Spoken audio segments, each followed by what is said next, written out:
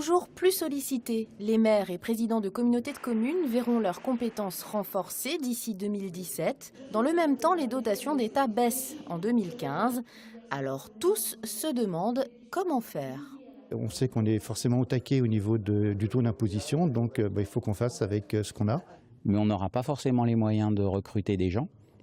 Donc on fera avec les gens qu'on a. Donc soit plus de charges pour les agents, soit moins de représentation pour les concitoyens. On veut bien prendre des compétences, on veut bien prendre des charges, mais il faut aussi des compensations financières qui nous étaient promises et qui malheureusement ne vont pas voir le jour.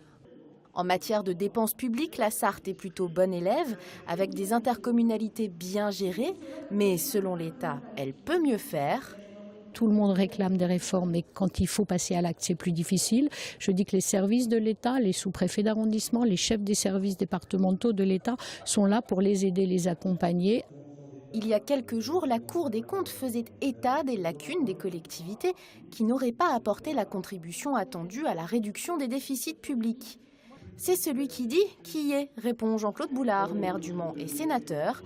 Après avoir fouillé dans un rapport d'activité, il découvre que les dépenses de la Cour des comptes ont progressé de 10 millions d'euros en un an.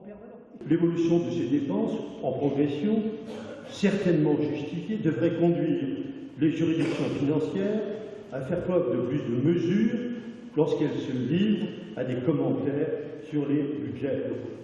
Je crois qu'il y a un vrai sentiment de lassitude. Il ajoutera dans son discours que l'État, lui, emprunte pour payer ses fonctionnaires. C'est de l'interpellation facile. Les finances publiques, le déficit de l'État n'est pas un déficit pour payer des fonctionnaires. C'est une aberration et c'est mentir que de ne dire que cela. Malgré les difficultés annoncées dans la gestion des budgets à venir, le mandat de maire attire toujours autant.